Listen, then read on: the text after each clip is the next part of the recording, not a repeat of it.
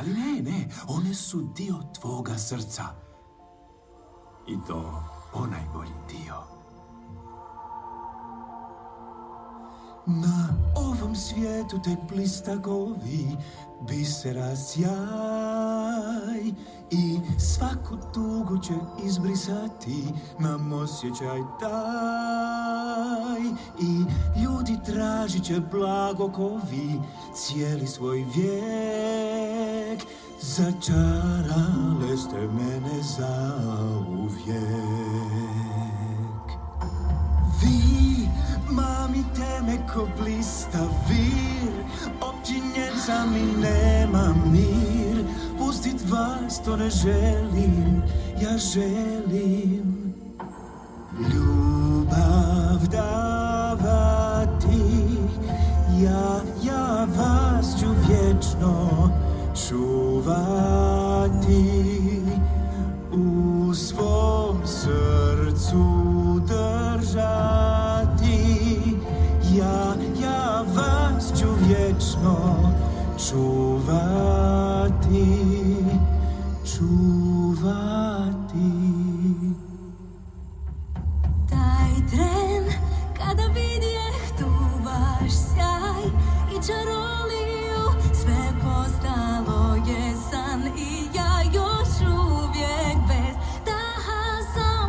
Da naudi vam netko to ni zamislit ne mogu, da branim vas ja nudim svoju snagu.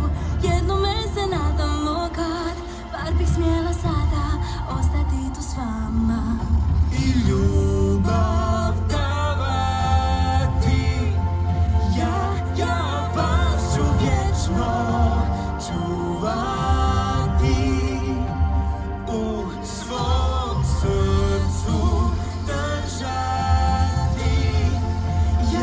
Ja vas ću vječno čuvati, čuvati. Ako ikad zatrebavam spas, stižem k vama. Izgaram, svoj će život rado dat za vas, da sve vas vratim i izbavim. Jedino što uvijek trebam je biti s vama.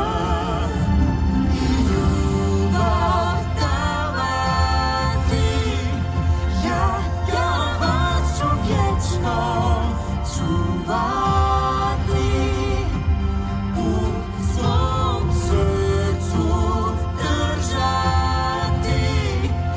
Ja vas ću vječno čuvati, čuvati.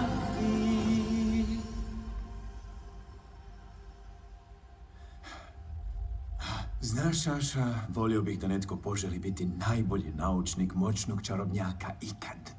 Što kažeš na to? Aša? Ovo je želja mog Sabe Sabina. Danas mu je rođendan. Ima punih 100 godina. To je impresivno. Vaše veličanstvo, biste li možda razmotrili da mu večeras ispunite želju? Pa, to je bilo brzo, nije li? Znaš, većina pričeka nekoliko mjeseci, pa čak i godinu, prije nego što me počnu tražiti usluge. Ispričavam se, stvarno nisam htjela. Ne, u redu je, u redu. Daj, da vidim tu želju. Pa to je preljepa želja, preljepa. Ali nažalost, preopasna je. Opasno? Tvoj Saba čezne stvoriti nešto što bi nadahnulo novi naraštaj. Krasna želja, ali prenejasna. Stvoriti što? Buntovnu rulju, recimo, nadahnuti ih da učine što?